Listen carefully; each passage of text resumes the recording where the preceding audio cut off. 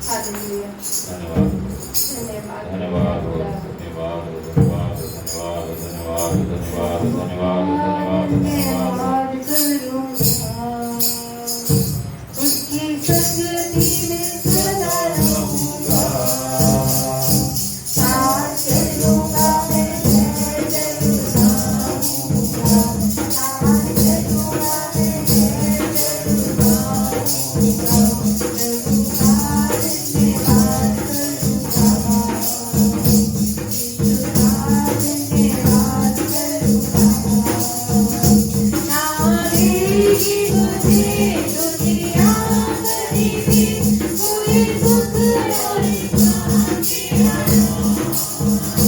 नारेगी मुझे दुनिया कभी भी, कोई दुख और क्रांतियाँ। मेरे यीशु के साथ सच्ची संगति में, मेरे यीशु के साथ सच्ची संगति में, सदा मिलती खुशी मुझको। प्रभु का धन्यवाद करूंगा, उसकी संगति में सदा रहूंगा, साथ चलूंगा मैं जय जरूर पाऊंगा, साथ चलूंगा मैं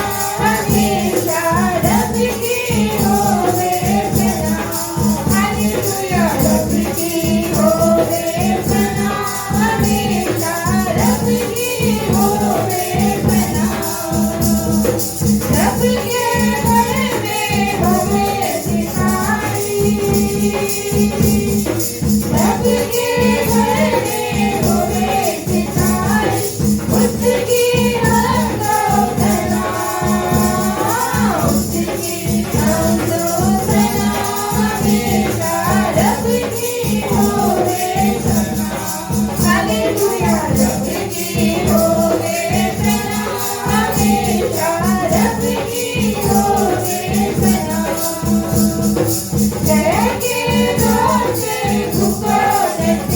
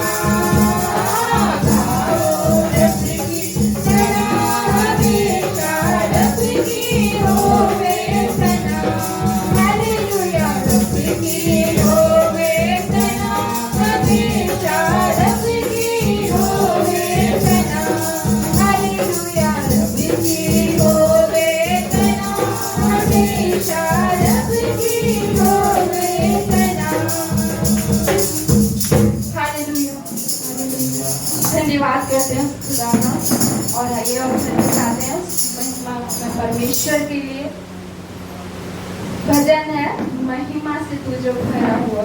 हालेलुया।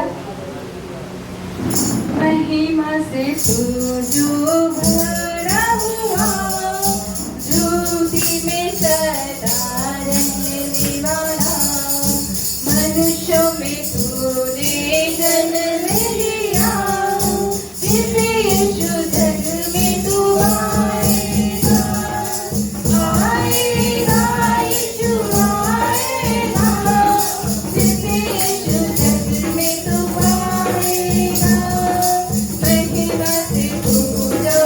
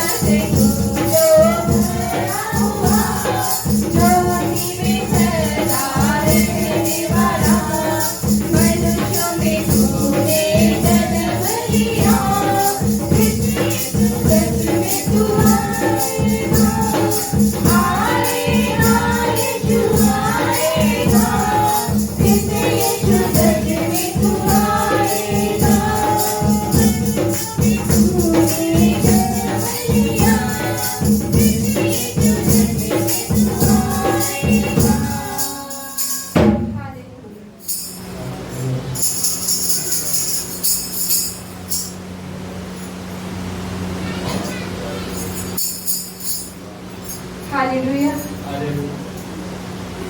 धन्यवाद खुदावन। आइए एक बार फिर गाते हैं, मेरे महबूब प्यारे मसीहा। मेरे महबूब प्यारे मसीहा, किस जगह तेरा जलवा नहीं है, किस जगह तेरी शोहरत नहीं है, किस जगह तेरा चलता नहीं है।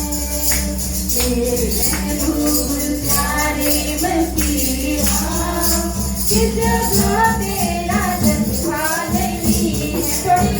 थोड़ा आनंद के साथ गाइए खुदा के साथ।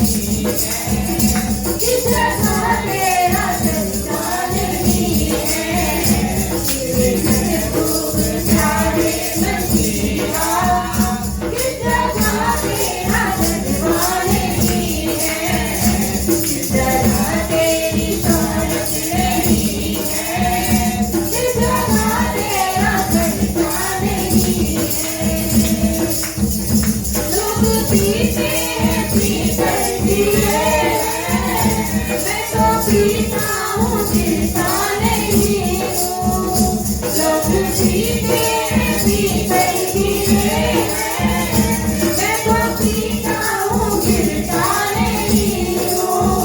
मैं तो पीता हूँ धन से मसीहा, ये अंगूरों का सिरा नहीं है। मैं तो पीता हूँ धन से मसीहा, ये अंगूरों का सिरा नहीं है। मेरे महबूब प्यारे मसीहा, किस जगह तेरा जलवा नहीं है, किस जगह तेरी शोहरत नहीं है, किस जगह तेरा जलवा नहीं है। काने वालों ने तुझको सुना है, आँख वालों ने तुझको है देखा। काने वालों ने तुझको सुना है, आँख वालों ने तुझको है देखा। तुझको पहचाने के हैं वो इंसान, जिनकी आँखों में पर्दा नहीं है।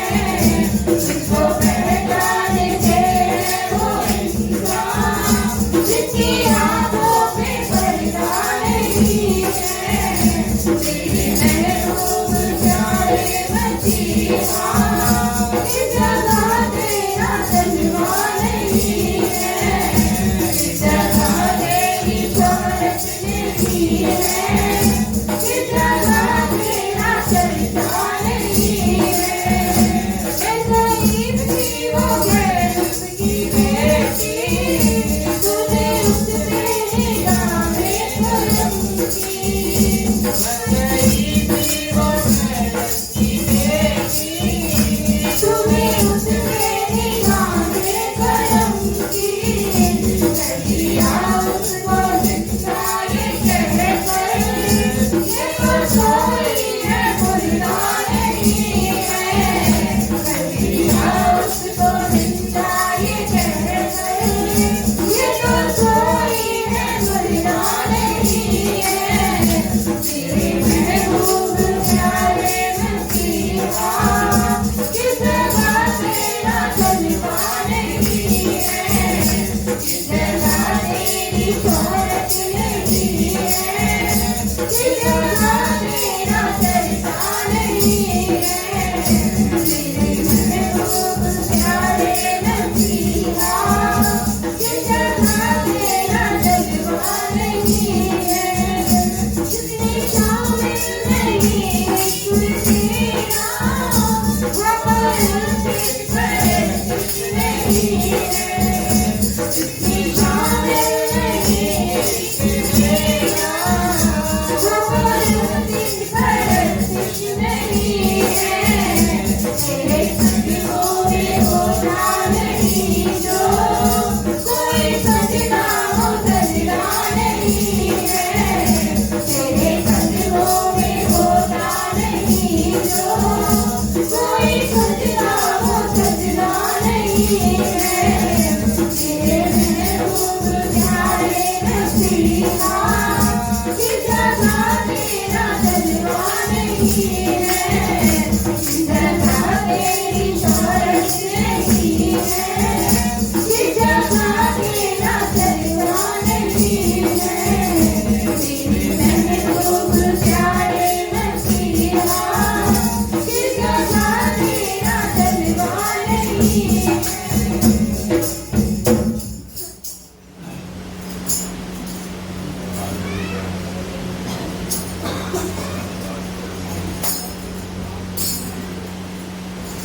हालेलुया। क्या हम सब आनंदित हैं? सच में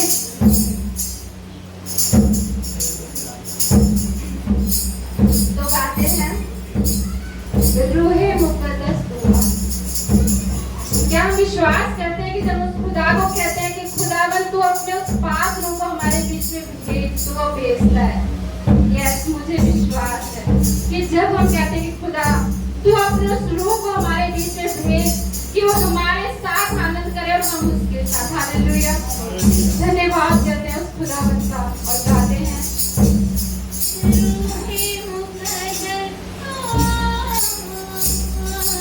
फूलों को दिल में जला, रूहे मुकद्दस दुआ। फूलों को दिल में जला,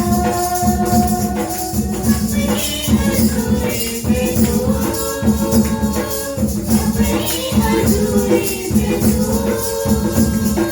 फूल के चश्मे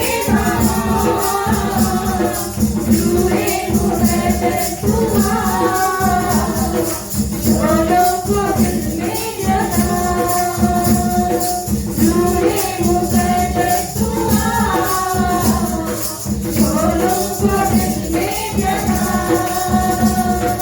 अपनी हजूरी से तू, अपनी हजूरी से तू,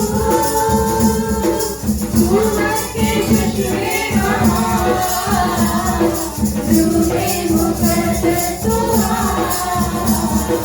फूलों को दिल में जला, रूहे मुकद्दस दुआ।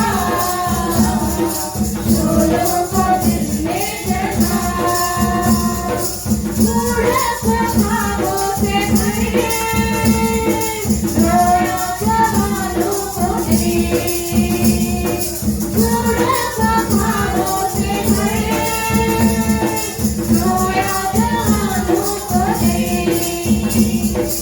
अपने इशारों से तू हैरत जवानों को दे, अपने इशारों से तू हैरत जवानों को दे, करके दिखाता है तू, करके दिखाता है तू,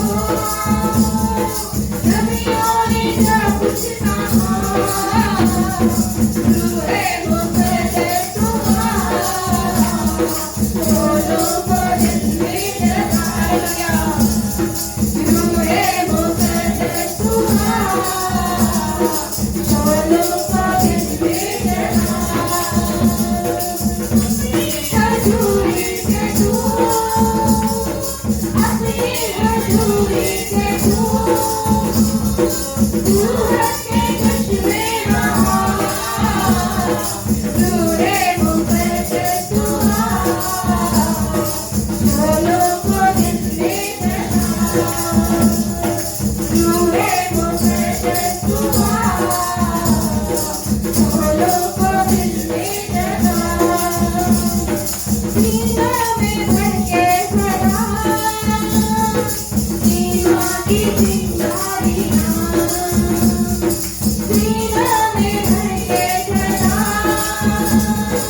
सीमा की चिंगारियां, रुकने न पाए कदम, चाहे रुके आंधियां, रुकने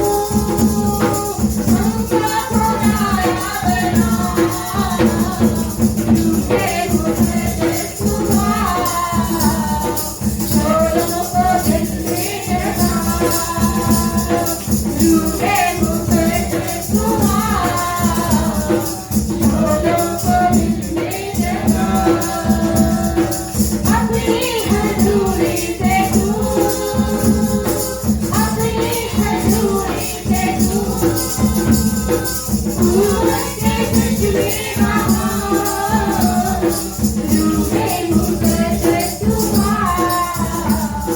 दोनों को दिल में जगा, रूहे मुकद्दस हुआ।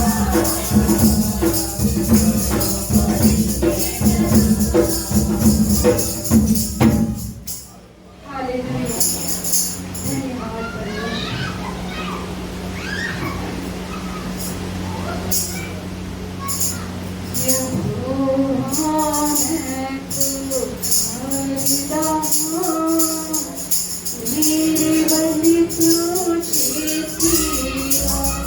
कितने लोग पुकारना चाहते हैं उस खुदा को? सच में अपने हृदय को खोलिए और उसको कहिए कि सच में खुदा मैं तुझे पुकार रहा हूँ, और वो अपने कानों को आपकी ओर लगाएगा और वो सुनता है, क्योंकि वो जीवित परमेश्वर है। हालेलुया। यहोवा मैं पुकारता हूँ, मेरे बल तुझे दिया। यहोवा मैं पुकारता हूँ, मेरे बल तुझे दिया। यहोवा मैं पुकारता हूँ, मैं तेरा मैं पुकारता हूँ। यहोवा मैं पुकारता हूँ, मैं तेरा मैं पुकारता हूँ। पुकारता पुकारता पुकारता, यहोवा मैं पुकारता पुकारता, पुकारता पुकारता पुकारता, यहोवा मैं पुकारता पुकारता। तेरा पुकारा मैं तेरे खुदाया, तेरा पुकारा मैं तेरे खुदाया। सुन ले मेरी प्रार्थना, मेरे बल तुझे दिया। सुन ले मेरी प्रार्थना, मेरे बल तुझे दिया। यहोवा मैं पुकारता हूँ, मेरे बल तुझे दिया। यहोवा मैं पुकारता हूँ, मैं तेरा मैं पुकारता हूँ।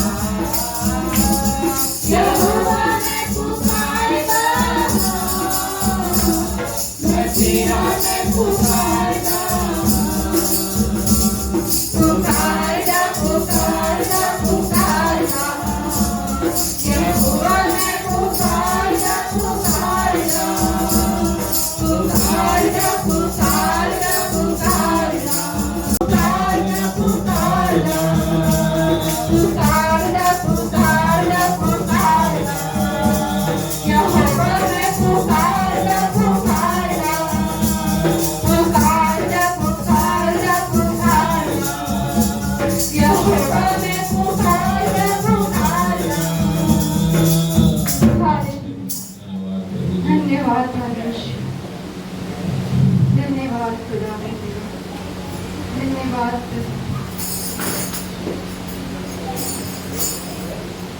हालेलुया।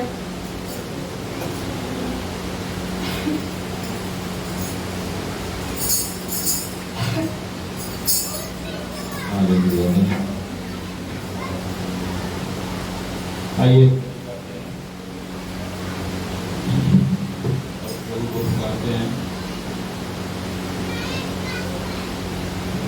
प्यासा हिरन जैसे ढूंढे है जल को, वैसे प्रभु मैं तुझे खोज रहा, वैसे प्रभु मैं तुझे खोज रहा।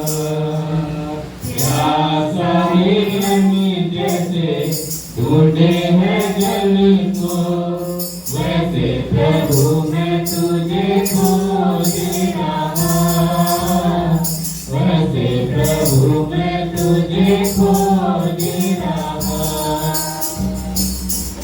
तूने मेरे मन की अभिलाषा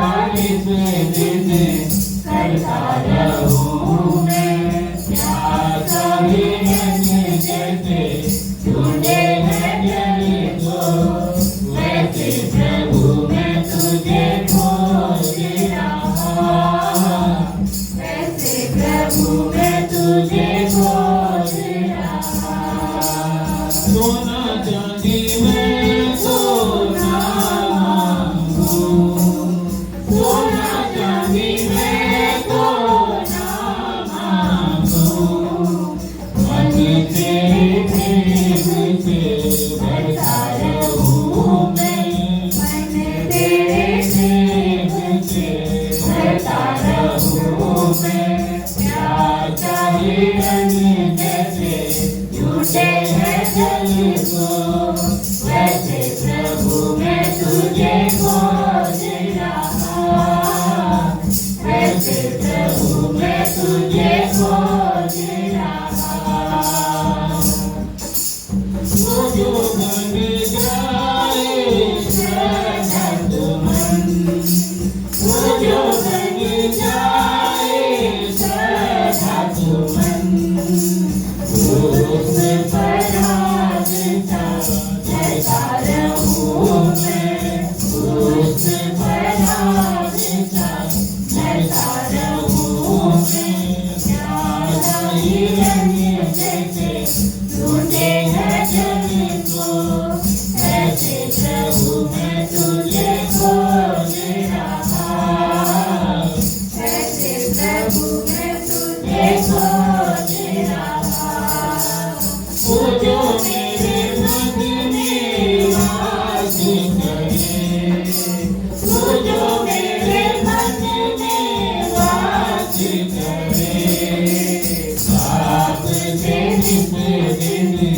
डरता रहूं मैं पाप से दिन डरता रहूं मैं प्यासा हिरन जैसे ढूंढे हैं जल को वैसे प्रभु मैं तुझे खोज रहा ऐसे प्रभु मैं तुझे खोज रहा प्यासा हिरन जैसे ढूंढे हैं जल को वैसे प्रभु मैं तुझे खोज रहा ऐसे प्रभु मैं तुझे खोज रहा हालेलुया एक और भजन गाएंगे यीशु दिल में घर तो बना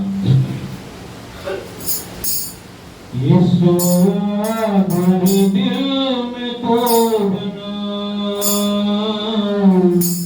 दिल मेरा सोना तेरे बिना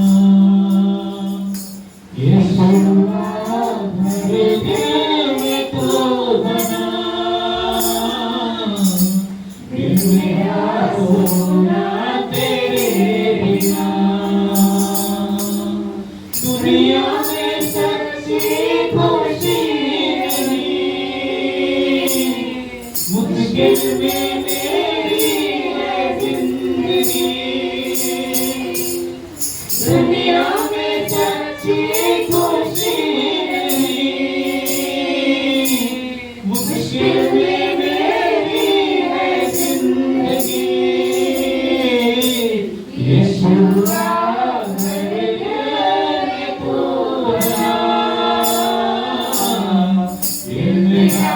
सोना तेरे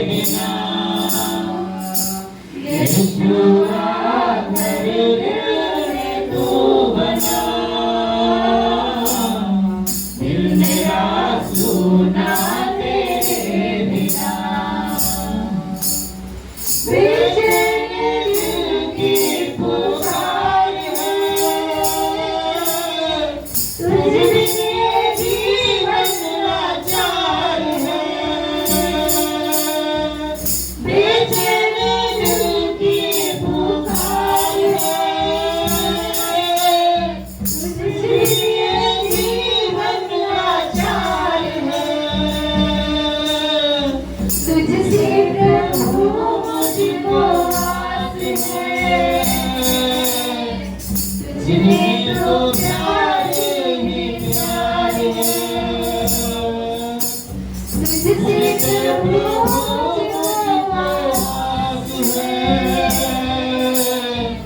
जिन्हें तो प्यारे ही प्यारे तुझे बिन भलाई प्रभु तेरे जैसा कोई नहीं तुझे बिन भलाई नहीं प्रभु तेरे जैसा कोई नहीं यीशुआ मेरे दिल को बसा दिल मेरा सोना तेरे बिना यीशुआ मेरे दिल को बसा दिल मेरा सोना तेरे बिना जीवन की हालत में रो करूं तू ही बता यीशु क्या करूं जीवन की हालत में रो करूं तू ही बता यीशु क्या करूं दुनिया की खुशियां गम से भरी धोखा ही धोखा है हर कहीं दुनिया की खुशियां गम से भरी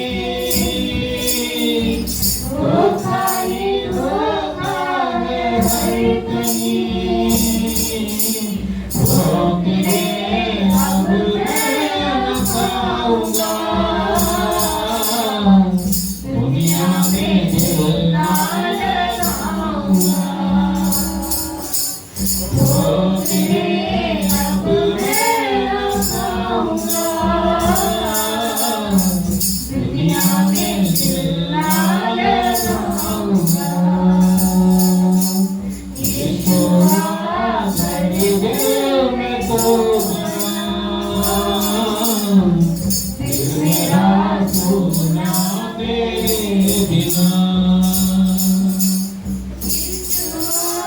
मेरे दिल में तो बना दिल मेरा सोना तेरे बिना तुझसे अलग जिंदगी नहीं तुझमें है जीवन की हर खुशी तुझसे अलग जिंदगी नहीं तुझमें है जीवन की हर खुशी अब मैं न जीवन गवाऊंगा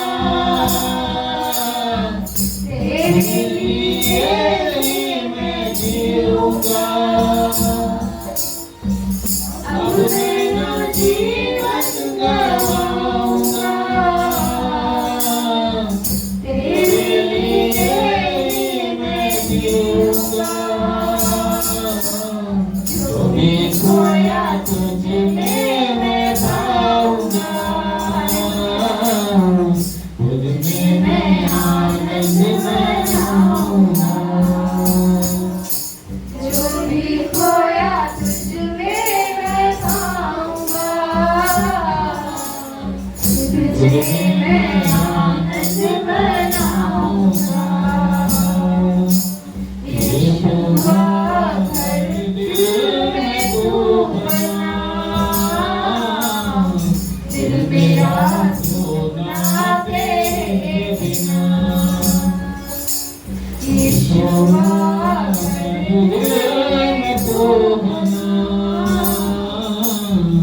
दिल मेरा सोना तेरे बिना दिल मेरा सोना तेरे बिना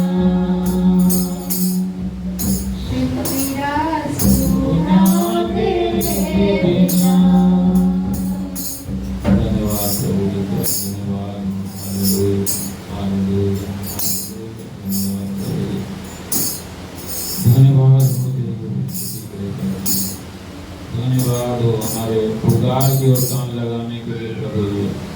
धन्यवाद हो प्रभु जी हमारे प्रार्थनाओं को सुनने के लिए प्रभु जी। धन्यवाद हो उसका उत्तर देने के लिए प्रभु जी। धन्यवाद हो प्रभु जी हर एक हानि जोखिम से बचाने के लिए प्रभु जी। धन्यवाद हो प्रभु जी वो मौका देने के लिए प्रभु जी कि प्रभु जी एक तरफ संसार जब अंधकार में खोया हुआ है और प्रभु जी आपने हम जैसों को ये मौका दिया प्रभु जी कि हम आपके सामने रहे प्रभु जी। प्रभु हम किसी भी तरह से इस लायक नहीं थे प्रभु जी। हम अपने बुराई और अपराधों को जानते हैं प्रभु जी कि हम क्या थे प्रभु जी। लेकिन प्रभु ये तेरी महानता है और तेरा अद्भुत प्रेम है कि प्रभु जी तूने हमारे जैसे कुछ लोगों पर निगाह करी प्रभु जी जो धूल में मिले और लौट रहे थे प्रभु जी, जो कीचड़ में नहा रहे थे प्रभु जी और जो अपने जिंदगी के नहीं बल्कि मौत के दिन गिन रहे थे। और प्रभु जी तूने हम जैसों पर दया की प्रभु जी और प्रभु जी अपना सामर्थ्य हाथ बढ़ा कर प्रभु जी तूने हमें बचाया, तूने हमें जिंदा किया प्रभु जी। खुदावन आपका धन्यवाद करते हैं राजा, धन्यवाद करते हैं प्रभु जी और आगे के सभी बातों को आपके सामर्थ्य का देते हैं प्रभु जी। खुदावन जो आप चाहते हैं हमें दीजिए प्रभु जी। प्रभु जो भजन संहिता पढ़े जाए सुने जाए, जो नीति वचन पढ़े जाए सुने जाए, जो गवाहियाँ हो, जो भी बातें हो प्रभु जी आगे जो भजन और प्रभु जी जो आपके पवित्र और सामर्थ्य वचन हो प्रभु जी। प्रभु सब पर आपकी सामर्थ्य हो, आपकी आशीष हो या जो भी यहाँ पर मौजूद है, जो भी यहाँ पर आया है प्रभु जी। हम नहीं जानते कि किसने क्या आशा आपसे लगाई है प्रभु जी, क्या उम्मीद आपसे रखते हैं प्रभु जी और क्या भरोसा है किसी का, क्योंकि प्रभु जी हम जानते हैं कि हमारा जो भरोसा और विश्वास है प्रभु जी वो कुछ भी नहीं है प्रभु जी, लेकिन तेरी सामर्थ्य बहुत बड़ी है प्रभु जी।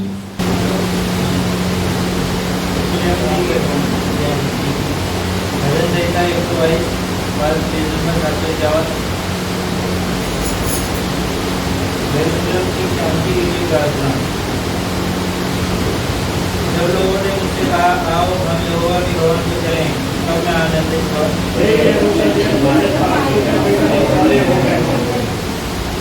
यरूशलेम को ऐसे नगर के समान बनाया जिसके घर एक दूसरे से मिले हुए हैं।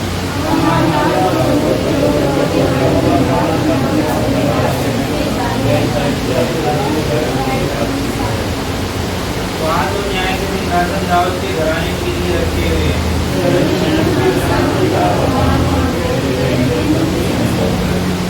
तेरी शहर बना के भीतर शांति और तेरे महलों में कुशल होए।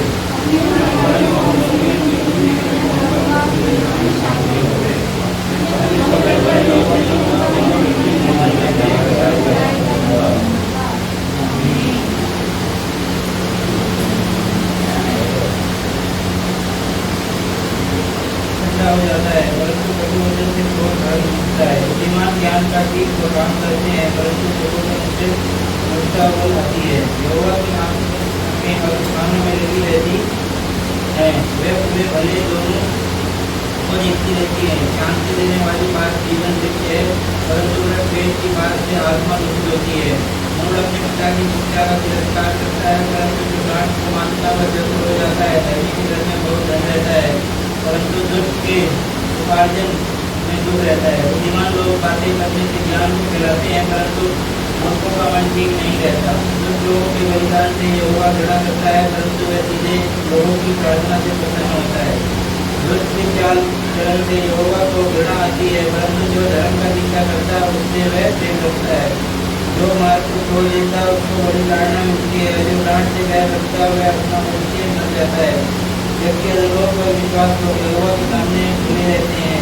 तो निश्चय मनुष्य के मन भी शिक्षा करने वाले डांटे जाने से प्रसन्न नहीं होता और ना बुद्धिमानों के पास जाता है।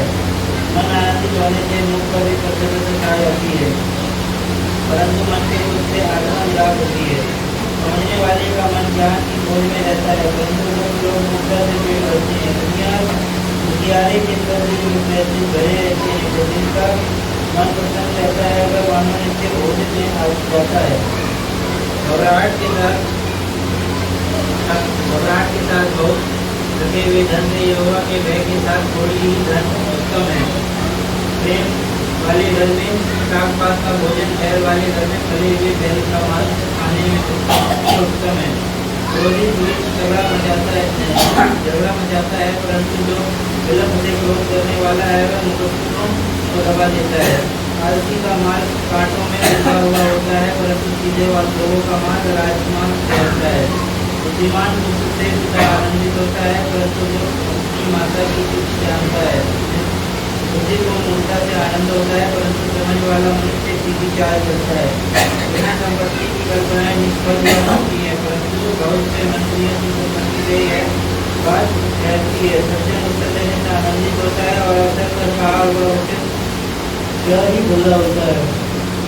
बुद्धिमान के लिए जीवन का मार्ग ऊपर की ओर जाता है, इस रीति से वह अधोलोक में पड़ने से बच जाता है। यहोवा अहंकारियों के घर को ढा देता है, परंतु यहोवा की सीमाओं को अटल रखता है। बुरी कल्पनाएं यहोवा को घिनौनी लगती है, परंतु पितरियों के वचन में भावने हैं। लालची अपने घराने को दूर देता है, परंतु भूख से घृणा करने वाला जीवित रहता है। धर्मी मन में सोचता है कि क्या उत्तर दूं, परंतु दूसरों के मुंह से बुरी बातें केवल आती हैं। यहोवा दुष्टों से दूर रहता है, परंतु धर्मियों की प्रार्थना सुनता है। आंखों को चमक से मन को आनंद। पहला थिस्सलुनीकियों की किताब से उसकी 5 अध्याय है, और हम 1 से 11 का जो वचन है उसको हम देखते हैं। पेज नंबर 284 है।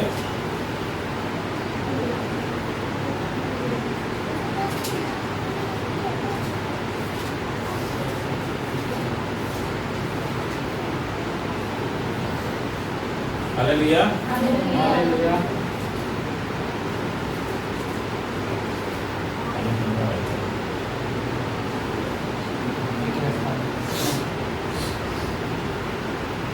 यहाँ पर क्या है वचन? जरा जोर से पढ़ें। पुनरागमन के लिए तैयार रहना। पर हे भाइयों, उसका प्रयोजन नहीं कि समयों और कालों के विषय में तुम्हारे पास कुछ लिखा जाए, क्योंकि तुम आप ठीक जानते हो कि जैसा रात को चोर आता है, वैसा ही प्रभु का दिन आने वाला है। जब लोग कहते होंगे कुशल है और कुछ भय नहीं, तो उन पर एकाएक विनाश आ पड़ेगा। जिस प्रकार गर्भवती पर पीड़ा और वे किसी चीज से ना बचेंगे। पर हे भाइयों, तुम तो अंधकार में नहीं हो कि वह दिन तुम पर चोर के समान आ पड़े, क्योंकि तुम सब ज्योति की संतान और दिन की संतान हो। हम ना रात के हैं ना अंधकार के, इसलिए हम दूसरों के समान सोते ना रहें, पर जागते और सावधान रहें। क्योंकि जो सोते हैं वे रात ही को सोते हैं, और मतवाले होते हैं वे रात ही को मतवाले होते हैं। पर हम जो दिन के हैं, विश्वास और प्रेम की झिलम पहनकर और उद्धार की आशा का टोप पहनकर सावधान रहें। क्योंकि परमेश्वर ने हमें क्रोध के लिए नहीं, परंतु इसलिए ठहराया है कि हम अपने प्रभु यीशु मसीह के द्वारा उद्धार प्राप्त करें। वह हमारे लिए इस कारण मरा कि हम चाहे जागते हों चाहे सोते हों, सब मिलकर उसी के साथ जिए। इस कारण एक दूसरे को शांति दो और एक दूसरे की उन्नति का कारण बनो, जैसा कि तुम करते भी। आमीन।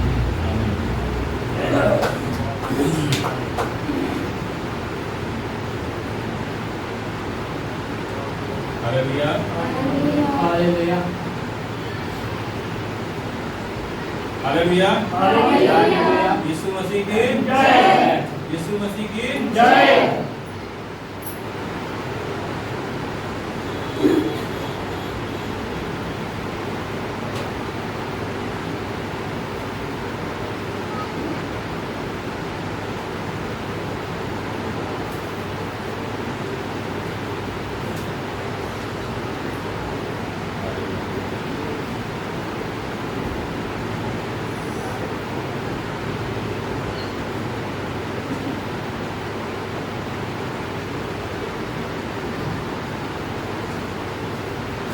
हालेलुया। ये जो वचन है ये क्या है? पुनरागमन के लिए तैयार रहना। पुनरागमन हम सब जानते हैं कि मतलब जो दोबारा जो आना होगा प्रभु का, जिसकी उन्होंने वादा की है, और वो जो वादा है वो हम कहाँ देखते हैं? प्रेरितों के काम में। हालेलुया। कहाँ देखते हैं? प्रेरितों के काम, और उसका पहला अध्याय हम चाहे तो निकाल सकते हैं। हालेलुया। और उस समय क्या हुआ था? 9 अध्याय में हम पढ़ते हैं। हालेलुया। पहला अध्याय के 9 से लेके, और अगर 11 तक हम पढ़ते हैं वचन, पहले अध्याय के 9 से 11 तक हम वचन पढ़ते हैं प्रेरितों के सामने, तो हम देखते हैं वहां पर क्या लिखा है कि यह कहकर वह उनके देखते देखते ऊपर उठा लिया गया और बादलों ने उसे उनकी आंखों से छुपा लिया। हालेलुया। उससे और पहले हम थोड़ा सा जाते हैं, तो थोड़ा लंबा है, हम कभी पढ़ेंगे तो समझेंगे। आपको जब समय मिले तो आप पढ़ना। इसमें क्या लिखा है कि चेलों ने क्या पूछा कि हे प्रभु, क्या तू इसी समय इस्राएल को राज्य फेर देगा? तो उन्होंने बोला कि वो एक समय आएगा, तो समय जो है ना जानना तुम्हारा काम नहीं है। हालेलुया। और ये सब बातें होते होते क्या हुआ? तो प्रभु उठा लिए गए ऊपर, और वो बादलों के पीछे छिपा लिए गए। लेकिन लोग जो वहां पर खड़े थे, जो कुछ उनके चेले थे और कुछ उनके चेले नहीं थे, वो देख रहे थे, अचंभा कर रहे थे कि क्या हो रहा है। ऐसा भी कभी हुआ है क्या जो कोई जीते जी उठा लिया गया हो? हालेलुया। तो उनके लिए क्या होता है कि 10 में हम पढ़ते हैं कि उसके जाते समय जब वे आकाश की ओर ताक रहे थे, कौन? लोग, जो वहां पर लोग खड़े थे, वो आकाश की ओर देख रहे थे कि कैसे प्रभु उठ रहे हैं और कैसे बादलों में छिप गए हैं। हालेलुया।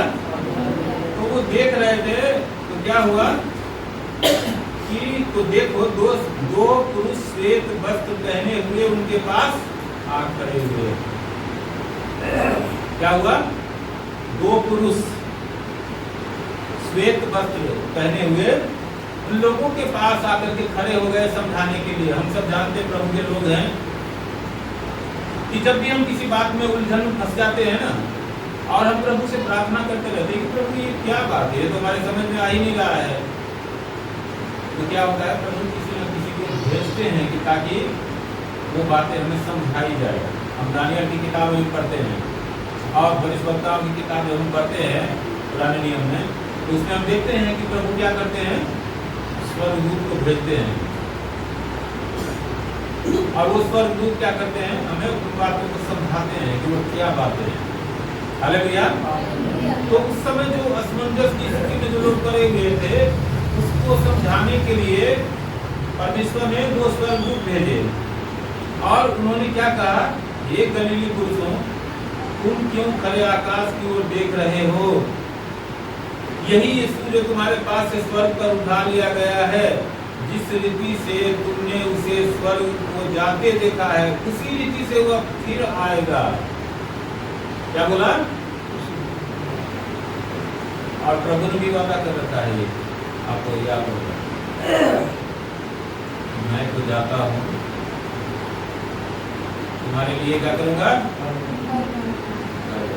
हालांकि तो कुछ घर नहीं बना, क्योंकि घर जो है इस संसार में ही घर की जरूरत है, आत्मा को किसी घर की जरूरत नहीं है। लेकिन हमें समझाने के लिए उन्होंने बोला कि मैं जा रहा हूँ पिता के पास, वहाँ पर तुम्हारे लिए घर तैयार करूंगा। वहाँ पर बहुत सारे घर है, उन्होंने ये भी बोला, वहाँ पर बहुत सारे घर है और तुम्हारे लिए मैं घर तैयार करूंगा, और जब तैयार कर लूंगा तो क्या करूंगा? वापस आकर तुमको लेके जाऊंगा। हालेलुया। आप देखते हो चिड़ियों को, जब उनके अंडा देने का समय नजदीक होता है तो क्या करती है? बहुत सारी ऐसी चिड़िया जो परमानेंट घोंसला नहीं होता है जिसका, वो उसी टाइम पर घोंसला बनाती है और अंडे देती है ताकि उसमें उसके बच्चे सुरक्षित रहे। हालेलुया।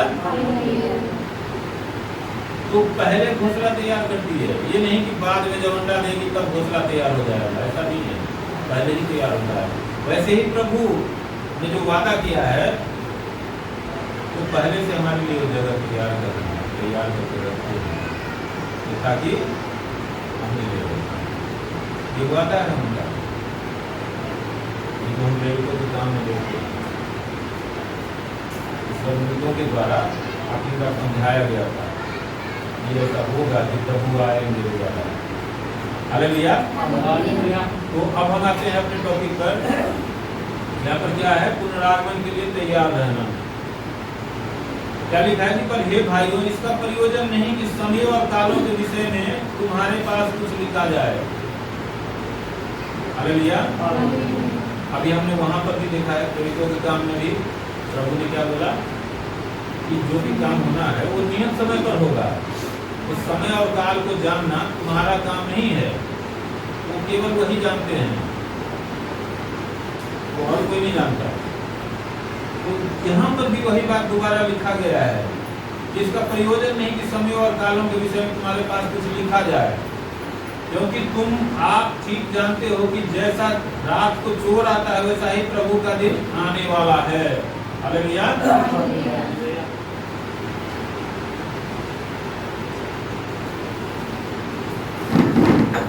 चोर कब आता है? आमतौर पर रात में आता है, या जब पहरा नहीं होता है, जब खाली होता है, जब वो आसानी से चोरी कर सकता है, उस समय वो आता है। वैसे ही प्रभु का दिन आने वाला है, यानी कि वो जो है अवश्यम भावी है कि प्रभु का दिन आना ही आना है। जब लोग कहते होंगे कुशल है और कुछ भय नहीं, तो उन पर एकाएक विनाश आ पड़ेगा, जिस प्रकार गर्भवती पर पीड़ा और वे किसी रीति से न बचेंगे। क्या लिखा है कि जब लोग कहते होंगे कुशल है और कुछ भय नहीं, मतलब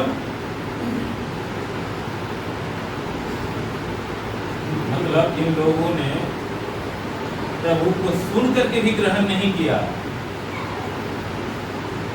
जिन्होंने प्रभु को तुच्छ जाना,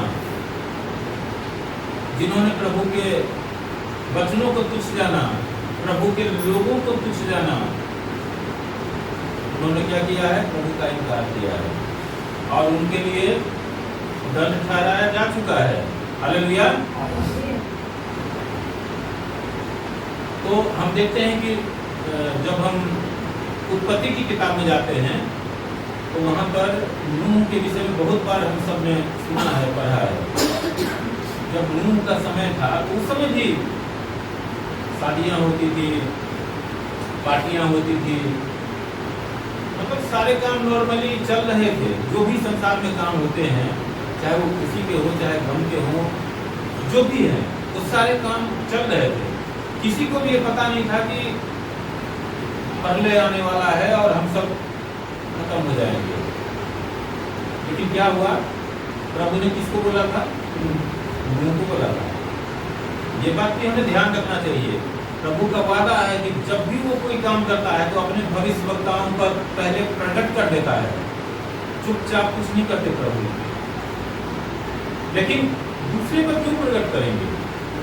जब दूसरे प्रभु को ही नहीं मानते, प्रभु का ही इनकार करते हैं और उनके वचन का इनकार करते हैं, तो प्रभु उनको अगर बताएंगे भी तो भी वो क्या करेंगे? ठट्ठा करेंगे, मजाक करेंगे, मजाक उड़ाएंगे। नूह का भी तो मजाक उड़ा रहे थे लोग।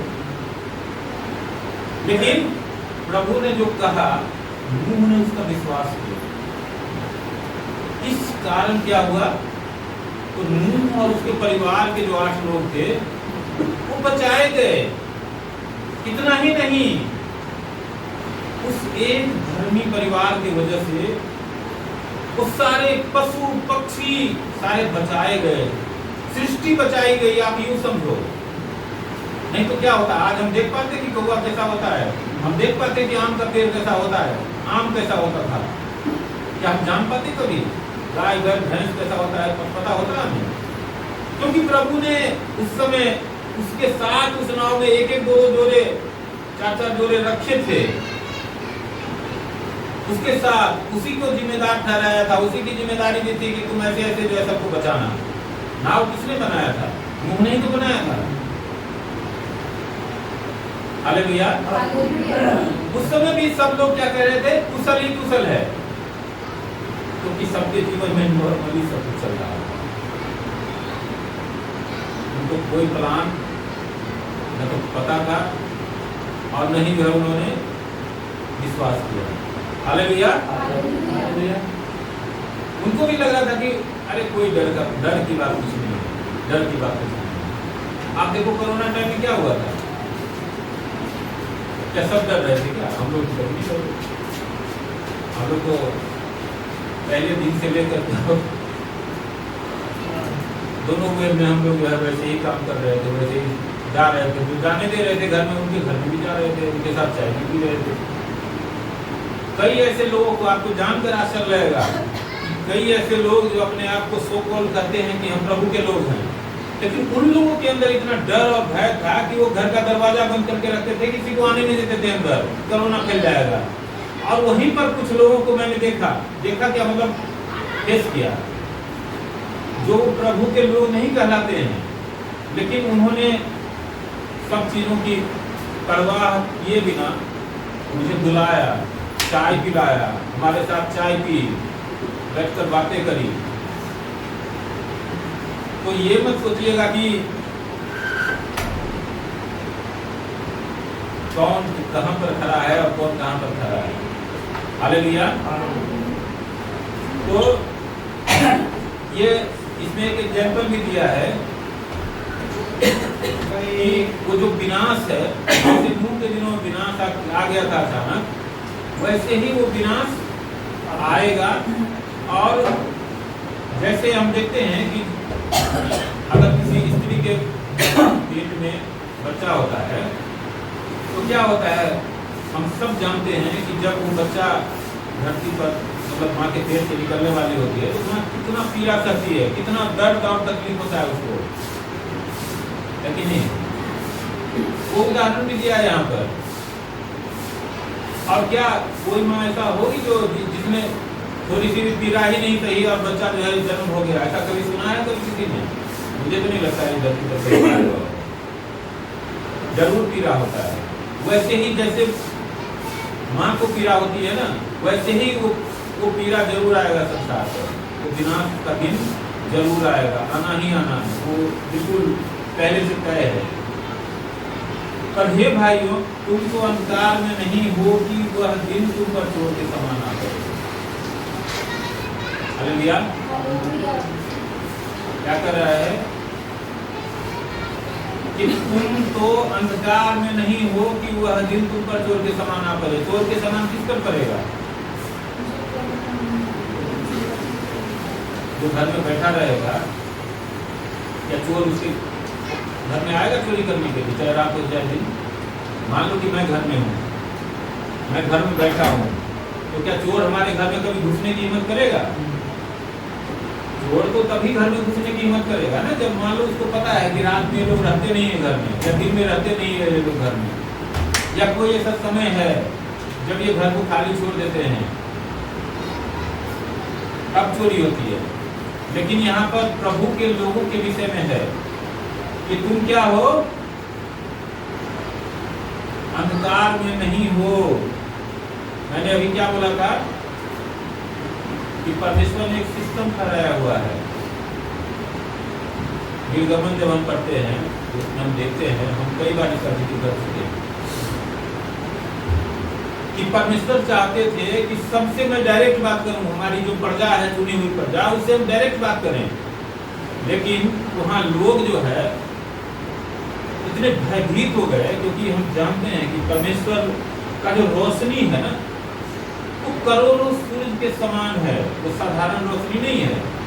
हम इतने कमजोर इंसान हैं कि एक सूरज का रोशनी तो हम झेल नहीं पाते हैं। अभी आप देखो कैसे हम पसीने में लथपथ हो रहे थे, जबकि यहाँ तो रोशनी भी नहीं आ रही है। अगर हम रोशनी में जाते हैं गर्मी में, तो हमारा क्या हाल होता है? बेचैन होने लग जाते हैं हम। जैसे थोड़ा सा अगर गर्मी बढ़ जाती है, टेम्परेचर बढ़ जाता है सूरज की रोशनी का, तो हम बेचैन हो जाते हैं। तो आप कल्पना करो, जिसने सूरज को बनाया उसके अंदर कितनी गर्मी है। हम देखते हैं निर्गमन के अंदर कि जब मूसा जाते थे परमेश्वर से बातें करते थे, तो जब वो बाहर निकलते थे तो उनके चेहरे पर ऐसा तेज होता था कि कोई आमने सामने देख नहीं सकता था। इसलिए वो क्या करते थे, तौलिए से अपना मुंह को ढक लेते थे। और जब वो तेज कई दिनों के बाद धीरे धीरे धीरे करके जो है खत्म होता था, जब वो नॉर्मल होते थे, तब वो कपड़े को मुंह से हटाते थे। हालेलुया। तो ऐसा जो हालत था, तो लोगों ने जब देखा तो मूसा से बोला कि मूसा तू ही बात कर रहा है, हम लोग बर्दाश्त नहीं कर पाएंगे। अगर कहीं कोई छोटी मोटी गलती हो गई तो आग गिरेगी, हम लोग यहीं खत्म हो जाएंगे। तो हम लोग को जीने दे, हम लोग को नहीं मरना है। तब परमेश्वर ने एक सिस्टम चलाया। वो सिस्टम था जिसको हम भविष्यवक्ता बोलते हैं, नबी बोलते हैं। पहले के जमाने में दर्शी बोला जाता था, नबी बोला जाता था फिर इसके बाद। और अब हम भविष्यवक्ता और नबी नहीं बोलते हैं, अब ज़्यादातर क्या बोलते हैं, भविष्यवक्ता ही बोलते हैं। वो दर्शी वर्षी वाला तो सब नहीं इस्तेमाल होता है,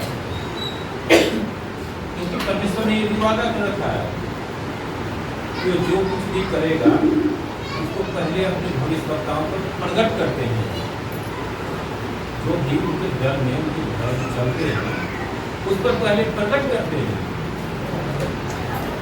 उसके बाद वो होता है।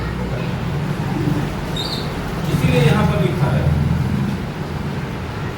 कि तुम तो अंधकार में नहीं हो कि वह दिन तुम पर चोर के समान करे। यानी कि वो जो दिन आने वाला होगा तो प्रभु की आत्मा हमें पहले ही सब बातें बताएगी, तब हुआ है। तो मान लो हमें कोई चीज़ पहले से पता है, हमें मालूम है कि यहाँ छठवाड़ा के जो है बंद रखने वाला है और आज ही 2 बजे फटेगा। अगर ये सूचना हमारे पास हो तो क्या हम जाएंगे क्या वहाँ 2 बजे? और ये सूचना हमें जो दिया गया है ये भी हमें बचाने के लिए प्रभु हमें क्यों बताते हैं? नूह को क्यों बताया था कि पल्ले में लाने वाला हूँ, करने वाला हूँ? क्योंकि वो नूह को बचाना चाहते थे। जो दुष्ट लोग थे, जिनको नहीं प्रभु बचाना चाहते थे, जिनके कारण धरती को खत्म किया, उन पर उन्होंने जाहिर नहीं किया इन बातों को। उनके ऊपर चोरों के समान आया था। जो विनाश लीला है वो चोरों के समान आया था, लेकिन नूह के ऊपर चोरों के समान नहीं आया था। नूह को तो यहाँ तक बोले कि सबको लेके अंदर चले जाओ और वो दरवाजा को बंद कर लो, और जब बंद कर दोगे तुम पूरी तरह से, तब मैं बारिश करना शुरू करूंगा। इतना समय दिया था। लूत का क्या हुआ था? लूत को भी परमेश्वर के दूत ने बोला था ना कि जब तक तुम जो जगह, सुरक्षित जगह तक तुम पहुंच नहीं जाओगे, तब तक मैं सदोम के ऊपर क्या करूंगा? सदोम को खत्म नहीं करूंगा। और जब वो पहुंच गए तब वो आग और गंधक बरसाना शुरू किया और तब सदोम खत्म हुआ। तो परमेश्वर अपने लोगों को हमेशा बचाना चाहते हैं, इसीलिए वो क्या करते हैं? उसके ऊपर उन बातों को जाहिर करते हैं। इसीलिए यहाँ पर ये लिखा है कि हम जो परमेश्वर के लोग हैं वो अंधकार की संतान नहीं है, हम ज्योति की संतान है। इसीलिए परमेश्वर क्या करेगा? ज्योति के समान सब कुछ हमारे सामने जाहिर करते हैं, और वो दिन भी हमारे सामने जाहिर रहेगा। हालेलुया। और आगे क्या लिखा है? क्योंकि तुम सब ज्योति की संतान और दिन की संतान हो, हम न रात के हैं न अंधकार के हैं। अब देखो यहाँ पर क्या है, प्रभु यीशु ने क्या बोला था कि जगत की ज्योति मैं हूँ। हम कहते हैं ना कि हमें वो अधिकार मिला है, रोमियो में हम कहते हैं ना कि हम उसको अब्बा पिता करके पुकारते हैं ना, जब हम प्रार्थना करते हैं तो पिता हम किसको कहते हैं? जिसके हम बेटे हैं, बेटियां हैं, उसी को हम पिता कहेंगे ना, कि हर किसी को थोड़े पिता कह देंगे। वो हमारा पिता है, तो हमें वो ज्योति है, तो हम भी तो ज्योति ही होंगे ना। कभी आपने देखा है कि जो गाय के जो बच्चे होंगे, बेटे और बेटियां, वो क्या होगा? बछड़े और बछड़ियां ही होगी ना। इंसान के जो बेटे और बेटियां होंगे तो इंसान ही होंगे ना। ऐसे ही परमेश्वर ने सबके लिए तो सेम टू सेम का जो है सिस्टम है ना यहाँ पर। तो अगर परमेश्वर ज्योति है और उसने हमें अपनी संतान ठहराया है, तो हम भी ज्योति हैं। इसीलिए कह रहा है कि वो जो चोर के समान जो आने का सिस्टम है, वो किसके लिए है? जो अंधकार में है, ज्योति वालों के लिए नहीं है। हालेलुया। और आगे क्या है कि इसलिए हम दूसरों के समान सोते न रहने पर जागते और सावधान रहें। अगर इतनी सब बातें हैं तो हमारे लिए ये भी है कि हम क्या करें। क्या नूह को जब बोला था तो नूह क्या किया था? सो गया था बिल्कुल तेल लगा के अपने हाथ पैरों में कि नहीं हम तो बच गए, हमारा कुछ नहीं होने वाला। उसको एक काम ठहराया था। क्या काम ठहराया था? तुम्हें अपने परिवार के लिए क्या करना है? एक नाव बनाना है। ये नहीं बोला था संसार के लिए, क्योंकि हमें गौर करना चाहिए। जब लूत और उसके परिवार को परमेश्वर बचाना चाहते थे तो उसको भी एक काम ठहराया था ना कि देख, लूत की 2 बेटियां थी, हम सब जानते हैं, सुने होंगे। तो बोला कि तेरा जो दामाद होने वाला है वो और उसका परिवार और जो भी तेरे कुटुंबी हैं, यानी कि रिलेशंस हैं, तुम्हारे जो रिश्तेदार हैं, उनको भी तू बुला ले और उन सब को लेके यहाँ से चले जा, क्योंकि थोड़ी देर में नगर नहीं रहेगा, इसका नामो निशान खत्म हो जाएगा। लेकिन जब वो अपने होने वाले दामादों को जब बोलने गया, उसने भी मजाक उड़ाया उसका। हालेलुया। उसका मन मोटा हो गया, इसीलिए वो परमेश्वर की बातों को भी झूठा समझा। परिणाम क्या हुआ? आखिर में देखा जाए तो केवल 3 ही लोग बचे थे, लूत और उसकी 2 बेटियां, क्योंकि उसकी बीवी ने भी आज्ञा का क्या किया? उल्लंघन किया, और इसके कारण क्या हुआ? नमक का खंभा बन गया।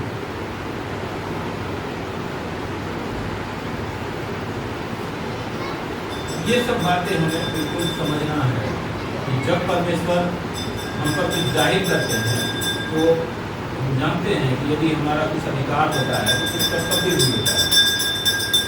उस कर्तव्य का भी पालन हमें करना है, तब हम अधिकार को पाएंगे। हालेलुया।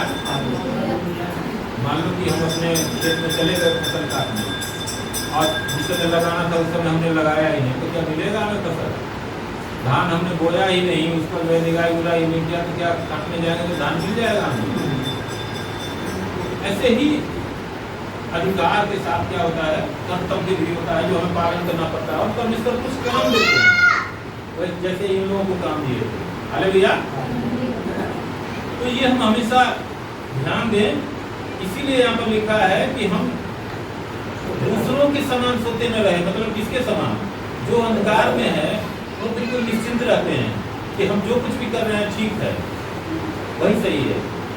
लेकिन हम जानते हैं कि सही क्या है। अगर हम परमेश्वर के लोग हैं तो परमेश्वर ने हमें समझाया है, हमें जाहिर किया है कि सच क्या है, हमारे लिए सच क्या है और उनके लिए वो कहाँ पर खड़े हैं। ये दोनों चीजें हमें समझाई है। हालेलुया। इसलिए हम क्या करें? हम भी लापरवाह न हो जाएं, हम भी सो न जाएं। क्योंकि आपने देखा कि लूत की पत्नी एक छोटी सी लापरवाही करी और क्या हुआ? वो नमक का खंभा बन गई। तो ये चीजें भी हमें ध्यान में रखना चाहिए। हमें बहुत ही यहाँ पर लिखा है कि हम दूसरों के समान सोते न रहे पर जागते और सावधान रहे। प्रभु ने क्या बोला? जागते रहो और प्रार्थना करते रहो, निरंतर प्रार्थना करते रहो। ये नहीं बोला कि बस 2-4 मिनट प्रार्थना कर लिए या नहीं भी ये तो कोई बात नहीं है। बोला जागते रहो और प्रार्थना करते रहो। हालेलुया। तो इन बातों को, इन वचनों को हम बिल्कुल सावधानी से अपने जीवन में लागू करके रहें और हमेशा लागू किए रहें। क्या लिखा है कि क्योंकि जो सोते हैं वे रात ही को सोते हैं और जो मतवाले होते हैं वे रात ही को मतवाले होते हैं। अब ये सावधान होने का और मतवाला होने का जो है क्या है, आप देखो एक संसारिक रूप से उदाहरण है, इसी से हम समझ सकते हैं कि आप देखो जो सोता है, हम भी सोते हैं, तो कब सोते हैं? आमतौर पर लोग रात में ही सोते हैं। और जो दारू पी के नशे करके जो सोते हैं अक्सर वो भी रात में ही नशा करके सो जाते हैं कि चलो सुबह तो होगी। मान लो रात में भूकंप हो जाए तो क्या होगा? वो तो बेहोश है, तब नहीं जाएगा उसमें। लेकिन हमें वैसा नहीं करना है। हमें वो जो रात में जी रहे हैं, रात किसके लिए है? अभी हमने देखा ना पीछे वचन में कि हम न रात के हैं न अंधकार के हैं। हम न रात के हैं न अंधकार के, हम ज्योति की संतान हैं। हालेलुया। इस बात को हम ध्यान में रखना चाहिए। प्रभु ये वचन हमें इसलिए दे रहे हैं कि हम ये जो अंतर है ना, इस अंतर को समझें। हमें उनके समान नहीं जीना है जीवन, हमें उनके समान नहीं बनना है जो रात के संतान है, जो अंधकार में जी रहे हैं। जैसे उस समय, इस समय युद्ध का समय था, अब्राहम का समय था, उस समय भी क्या हो रहा था? सदोम और अमोरा क्यों खत्म किया गया था? क्योंकि वो अंधकार में जी रहे थे। उनके अंदर इतनी बुराइयां भरी थी, परमेश्वर को उनसे घिन आ गया। परमेश्वर बोले अब ये सब धरती पर रहने के लायक नहीं है। हालेलुया। ऐसे ही नूह के समय में हुआ था। जब हम उत्पत्ति करते हैं तो वहां पर देखते हैं कि सब चीजें लिखी हुई है कि कितनी बुराइयां उस समय आई थी कि परमेश्वर कहते हैं कि मैं इन सब को बनाने से पछताता हूँ। अब बताओ, जब परमेश्वर ही पछता रहे हैं तो आप सोचोगे क्या परिस्थिति रही होगी, कितनी खराब परिस्थिति रही होगी। तो इसलिए क्या हुआ, उस समय जो ज्योति के संतान थे, जो ज्योति में थे, वो बचा लिए गए, और जो अंधकार में थे वो सबके सब खत्म कर दिए गए। उनके ऊपर दंड आया था। हालेलुया।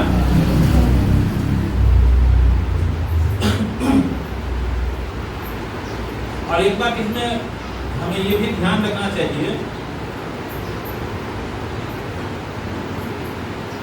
कि अगर परमेश्वर ने हमें जिंदा रखना चाहा है, परमेश्वर ने हमें बचाने के लिए चुना है, तो इस संसार की कोई शक्ति हमें खत्म नहीं कर सकती है। चाहे कोई कितना भी जोर लगा ले, कितना भी कुछ कर ले, हमें खत्म नहीं कर सकता, क्योंकि परमेश्वर हमारा रक्षक है। आप याद करो, जब हम गिनती की किताब पढ़ते हैं तो उसमें देखते हैं बिलाम एक भविष्यवक्ता था, सबने बहुत बार सुना होगा। और बलाक राजा था जो चाहता था कि किसी भी तरह से इजरायली जो है ना खत्म हो जाए। तो उसको और कोई तरीका नहीं दिखाई दिया, तो उसने सोचा कि अगर परमेश्वर का कोई जन अगर श्राप दे देना तो ये खत्म हो जाएगा। तो बिलाम को बुलाने के लिए भेजा, और बिलाम को आप जानते हैं कि जब गलत काम करवाना होता है तो हमारे पास एक रास्ता भी है, बहुत अच्छा रास्ता है। क्या रास्ता है? घूस देना।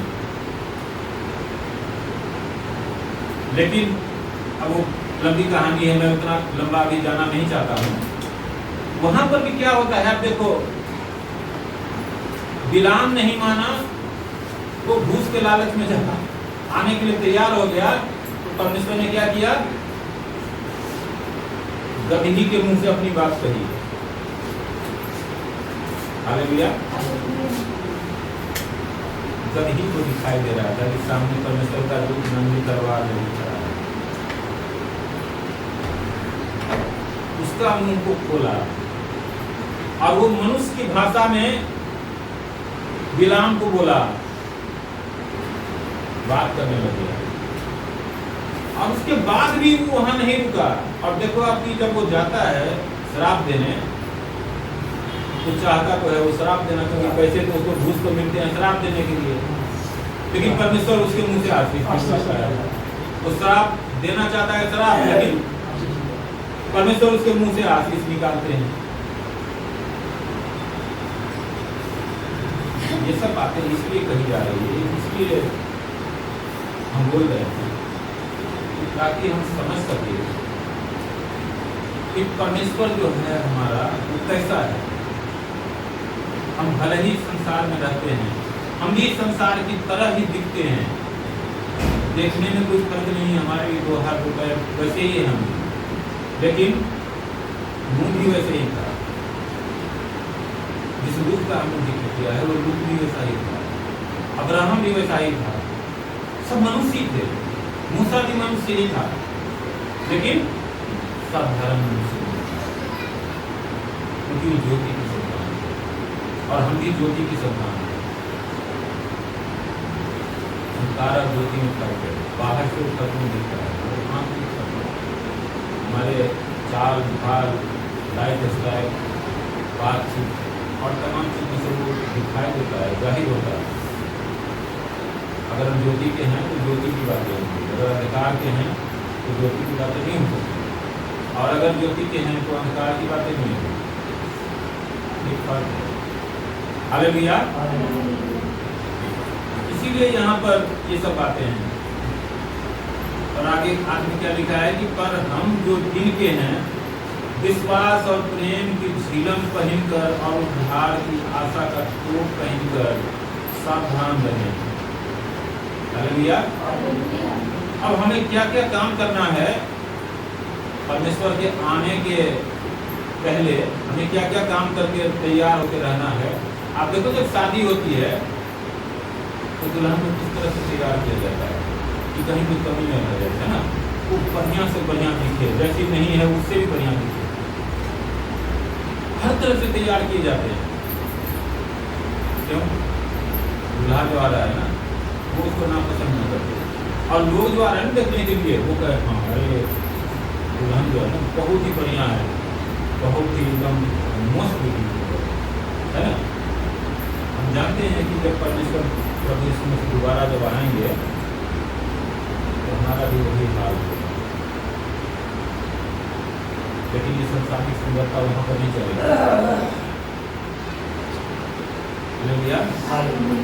क्या हम समझ रहे हैं हम क्या कहना चाहते हैं?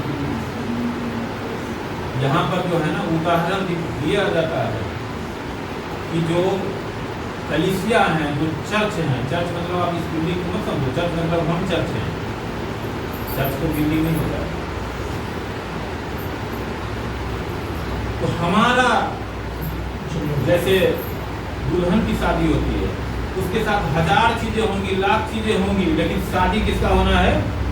दुल्हन और दूल्हा का होना है। फाइनली वही दो हैं, इसके अलावा बाकी सब जो है ना वो पूरे देर के मेहमान हैं।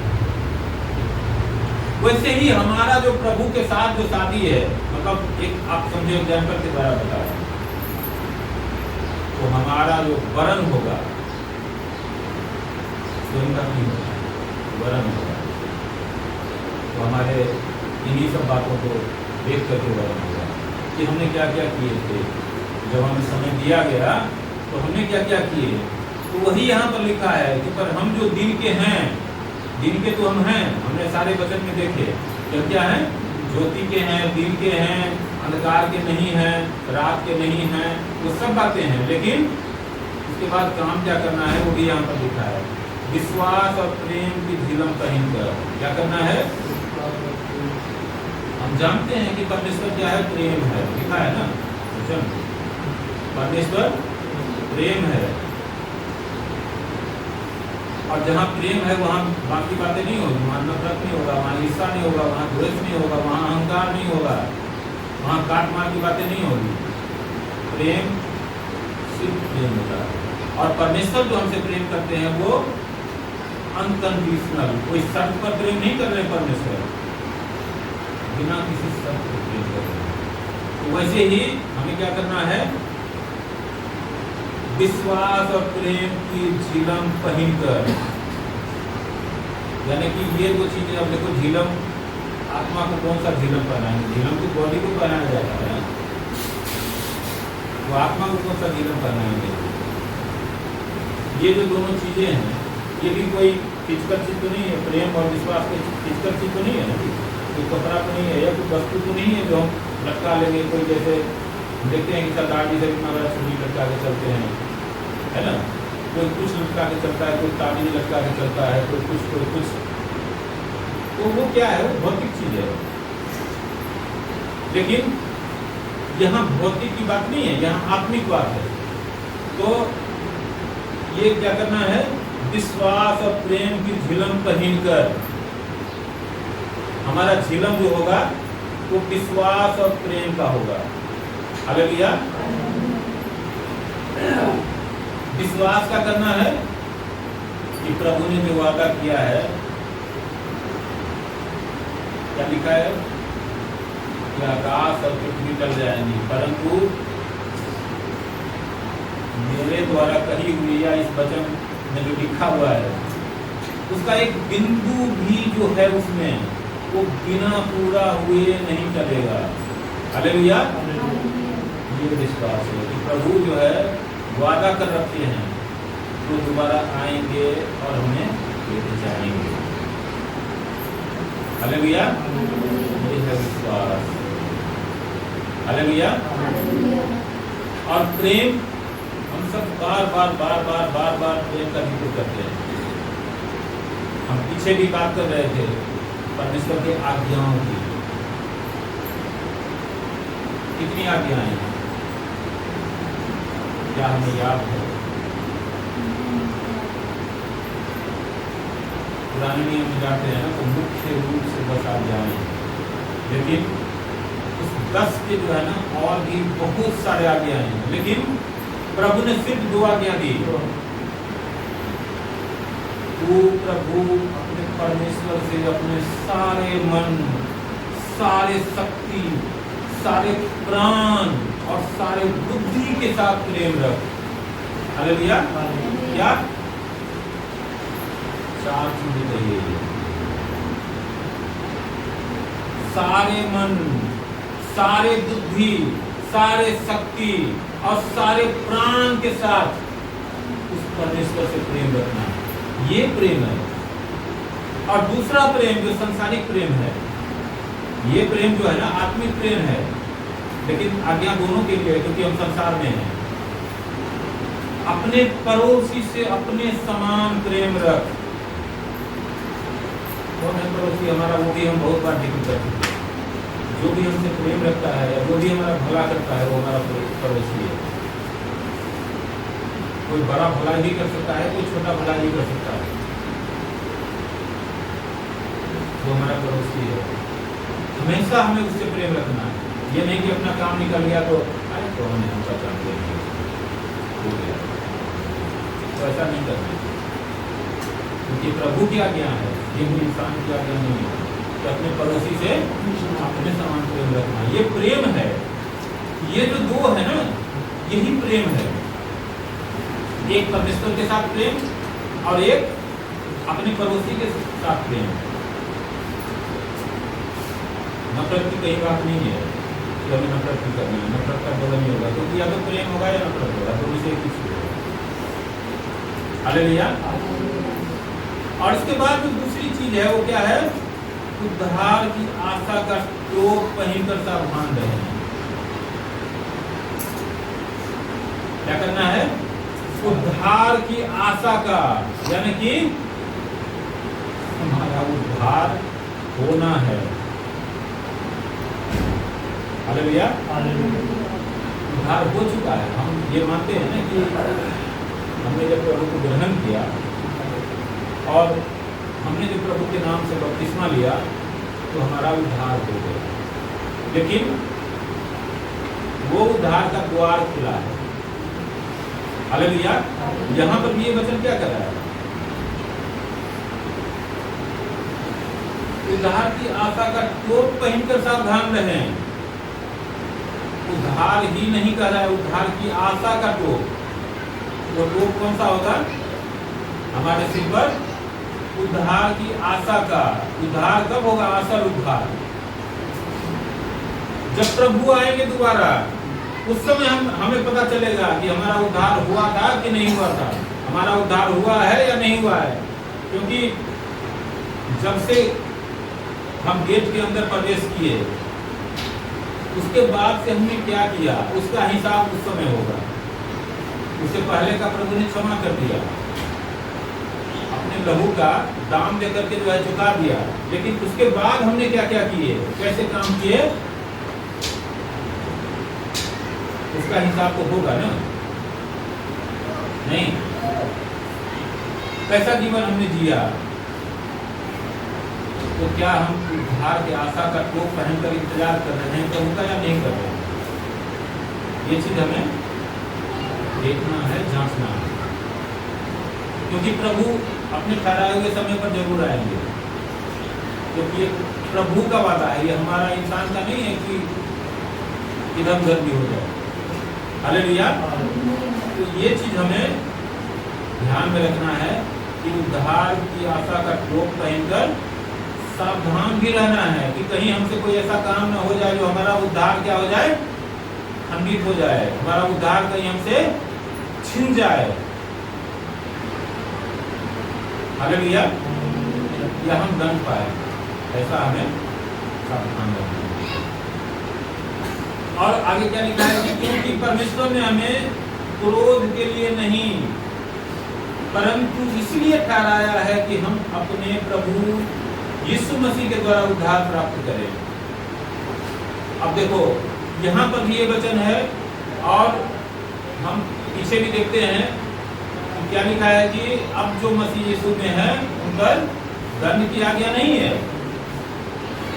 यहाँ पर भी वही बात है कि परमेश्वर ने हमें क्रोध के लिए नहीं ठहराया है। किस लिए नहीं ठहराया है? क्रोध के लिए नहीं। क्रोध का मतलब आप क्या समझते हैं? क्या परमेश्वर से क्रोध का कोई मनुष्य सामना कर सकता है? क्या खड़ा रह सकता है परमेश्वर के सामने एक पल भी?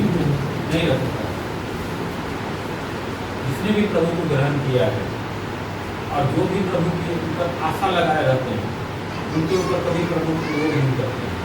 अगर हमसे कोई गलती हो भी जाती है ना, तब क्या करते हैं?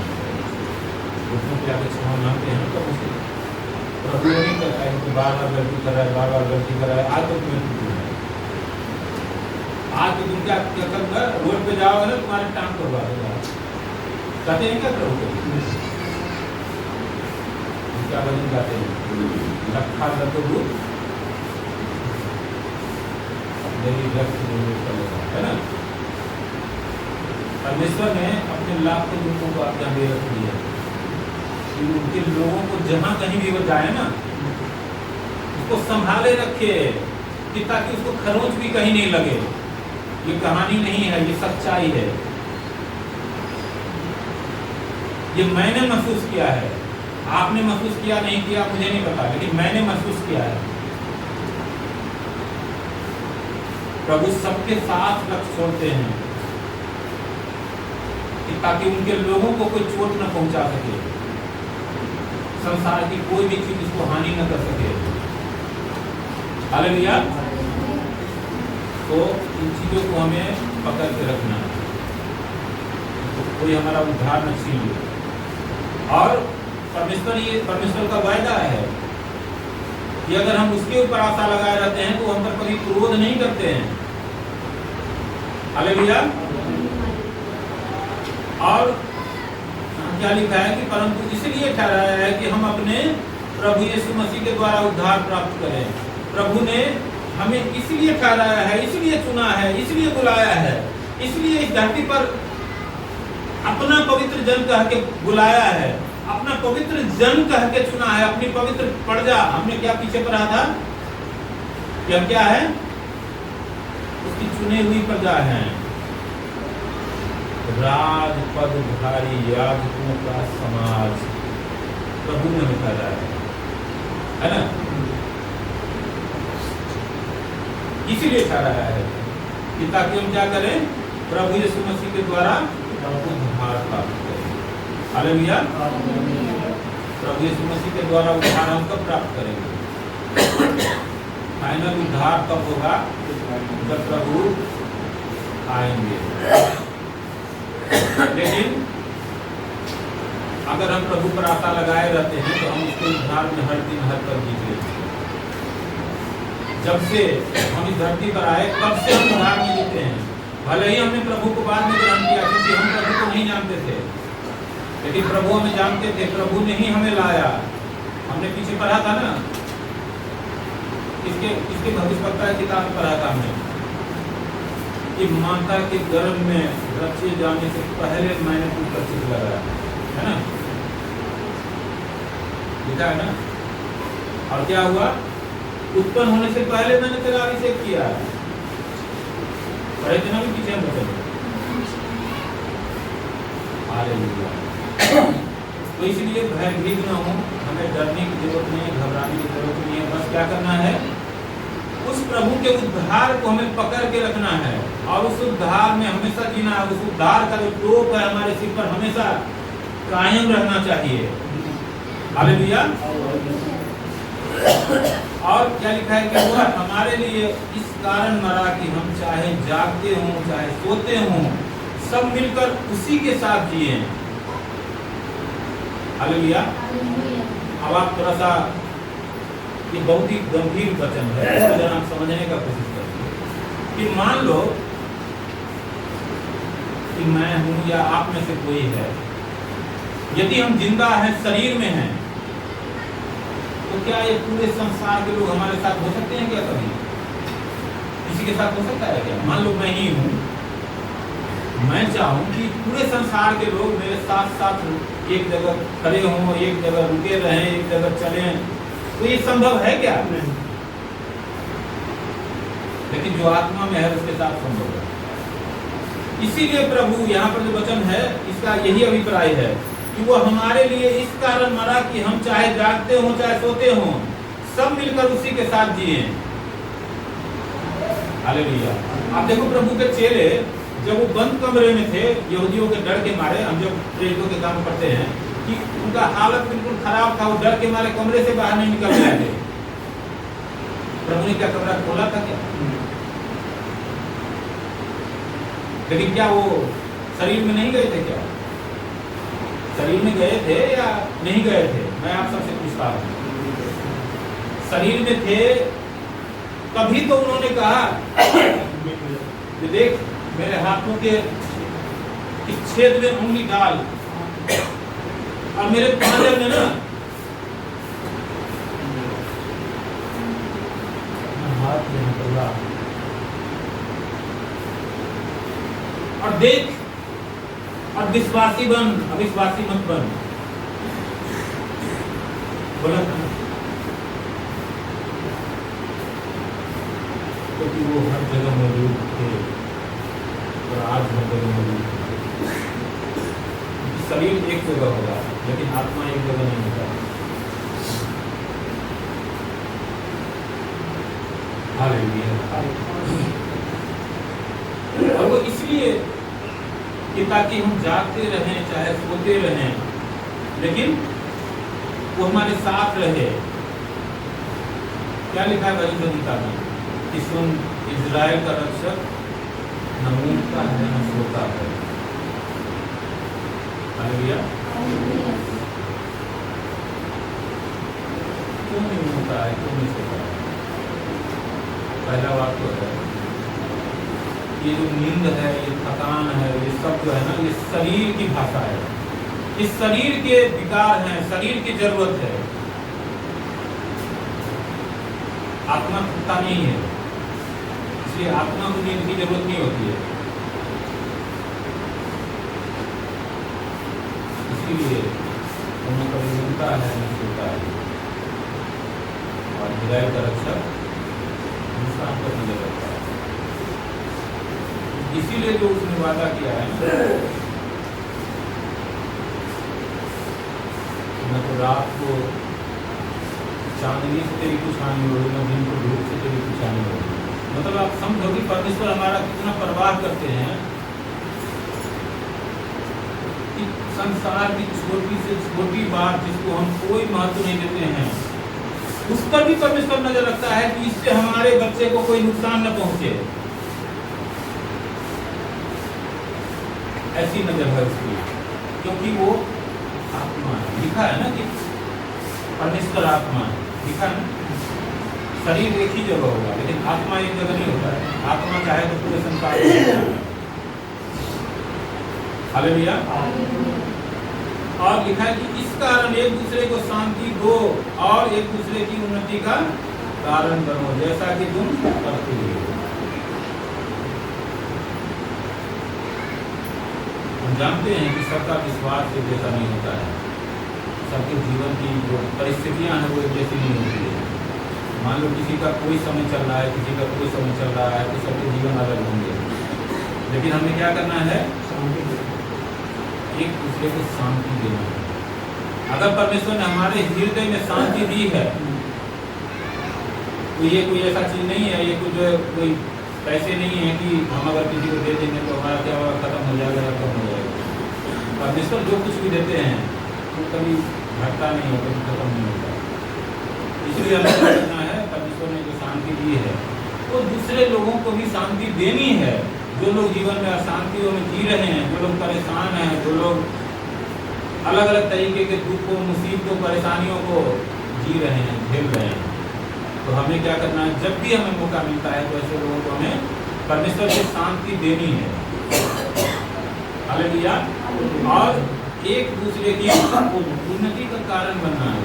हमें ये नहीं समझना है कि खाली मैं ही जीऊँ, हमारा जो है तरक्की हो, हमारा भला हो, हम जो है ना हमारे बाल बच्चे आसमान पर चढ़ते जाएं और बाकी जो हमारे पड़ोसी है ना वो सब जमीन में लौटते रहे। ऐसा कभी नहीं सोचना, क्योंकि परमेश्वर का वचन है। आप सबको मैं इसीलिए जगह बात करता हूँ कि प्रभु का वचन है कि दो तो तुम्हें भी दिया जाएगा। जिस नाप से तुम दूसरे को नापते हो उसी नाप से तुम्हारे लिए भी नापा जाएगा। हमारे पास हो सकता है कि ज़्यादा चीज़ें ना हो सकता है कि हमारे पास हर समय 20 रोटी ना हो। प्रभु ने 5 रोटी और 2 मछलियों से कितने लोगों को खिलाया था? कई 1000 लोगों को। प्रभु ने बोला था कि अरे इसे तो किसी एक आदमी का भी पेट भरना मुश्किल है। इसे प्रभु ने दिखाया था कि हमारे पास अगर 1 रोटी भी है ना, उसमें से भी आधा करके किसी भूखे का तो पेट भर सकते हैं। अगर हमारे पास 4 कपड़े हैं ना, तो बहुत से लोग हैं जिनके पास 1 कपड़ा भी नहीं है।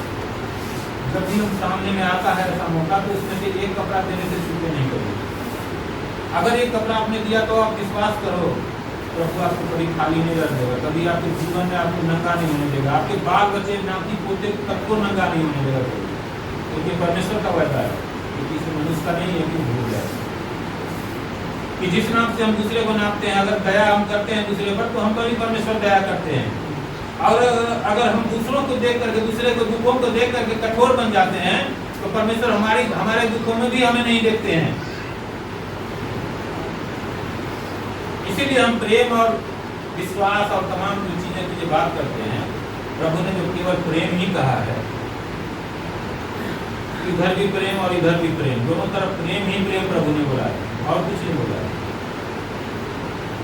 तो ये चीज जो है हमें हमेशा जीवन में याद रखना है और हमें प्रभु के विश्वास को पकड़ के रखना है और उद्धार को पकड़ के रखना है कि कोई हमारा उद्धार छीन लेना, कोई ऐसा काम हमसे न करवा ले कि जिसके जरिए हमारा जो उद्धार है, जो प्रभु ने एक गिफ्ट दिया है, हमें उपहार दिया है, वो उपहार हमसे कोई छीन ले।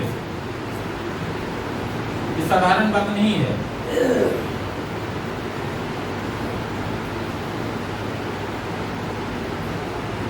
चीजों का हमेशा हमें बहुत ही सावधानी से ध्यान रखना है। मैं परमेश्वर का धन्यवाद करता हूँ आज के सुंदर वचन के लिए। ये वचन हम सबके जीवन में, हम सबके हृदय में हमेशा काम करता रहे। प्रभु यीशु मसीह के नाम में आमीन।